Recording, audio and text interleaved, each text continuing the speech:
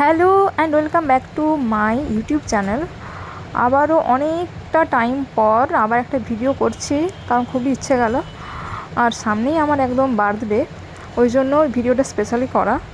তো ওই জন্য নিজের জন্য কিছু কিনবো বলে দোকানে এসেছি। দোকান মানে এটা একটা মল। আর এখান থেকে এই 5টা শাড়ি নিয়েছি নিজের জন্য, 5টায়।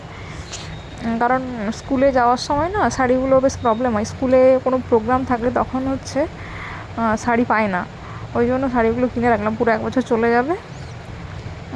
কিনবো করে 1-2টো কেনা হয়, কিন্তু অনেকগুলো কেনা হয় না, ওই জন্য একসঙ্গে অনেকগুলো নিয়ে নিলাম। এগুলোই আপাতত বার্থডের জন্য নিজেকে সেলফ গিফটেড আমি। আর তারপরে এই যে পুরো শপিং মল, এখানে কিন্তু অনেক কিছুই ছিল, কিন্তু 5টা শাড়ি কেনার পর আমি আর কিছু কেনার ভরসা পেলাম না, কারণ বাড়িতে বকবে এত কিছু একসঙ্গে কিনে নিলে।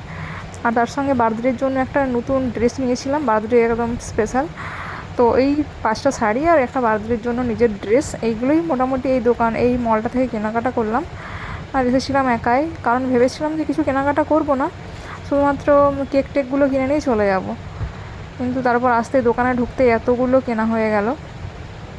অনেক কিছুই ঠিকঠাক মানে ইয়ের মধ্যে ছিল, নেওয়ার মতো, কিন্তু আর নেওয়ার সাহস ছিল না আমার একদম। দোকানে বা শপিং মলে একা আসলে না একটা কনফিউশন তৈরি হয় যে কোনটা নেব বা কতগুলো নেব, এই জিনিসটা চলে আসে। বা কালার চয়েসিংয়ের ক্ষেত্রে এই জিনিসগুলো কিন্তু একা আসলে নিজেকে ফেস করতে হয়। আর এখানে আমি আজকে একাই এসেছি একদম, ওই জন্য কিন্তু এই ঝামেলাগুলোই পড়ছি যে কী নেব বা কী করবো, এই ব্যাপারগুলো নিয়ে প্রচুর কনফিউশনে চলে আছে। শেষ পর্যন্ত আমার মার্কেটিং এখান থেকে করা হয়ে গেল, এই ব্যাগটার মধ্যে সব রেখে দিয়েছি, বিল পেমেন্টও করা হয়ে গেছে, এরপর বেরিয়ে যাব। আজকে রোদের জোরটা একটু যদিও কম, কিন্তু তাও আর কি একা হাঁটতে হচ্ছে। আর ওই সামনেটায় গিয়ে টোটো পেয়ে যাব। তো কেক দোকানটা একটু দূরে, এখান থেকে এই মলটার থেকে খানিকটা দূরে, মানে টোটো নিতেই হবে। আর যদিও আমি সমস্ত রাস্তাঘাটই জানি, কিন্তু তাও টোটো নিয়ে নিয়েছি একটা। আর মোটামুটি একদমই বেশি দূর না, কিন্তু এখানে টোটোওয়ালা ভাবছিল যে আমি বাইরের, ওই জন্য মানে আমার কাছে বেশি টাকা চাইছিলো। কিন্তু আমি বললাম আমি এখানে সমস্ত কিছুই জানি, কোনটা কত দূরে, তো এই জন্য আমাকে বেশি ইয়ে কর না, মানে আমি জানি কতটা ভালো লাগবে। আর এই কেক দোকান, এখানে একদম কেকটা নিয়েছিলাম। অনেকগুলো কেকের মধ্যে চয়েস করতেও আমার, ওই বললাম না একা আসলে যেটা হয়, ওই কনফিউশনে পড়ে গেছিলাম কোনটা নেব করে শেষ পর্যন্ত একটা চয়েস করেছিলাম।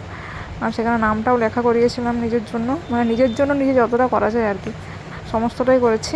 বেছে শেষ পর্যন্ত এই কেকটা নিয়েছি, আর এখানে নামটাও লেখা করিয়েছে। সব নিজের জন্মদিন উপলক্ষে নিজেই সমস্তটা করছি।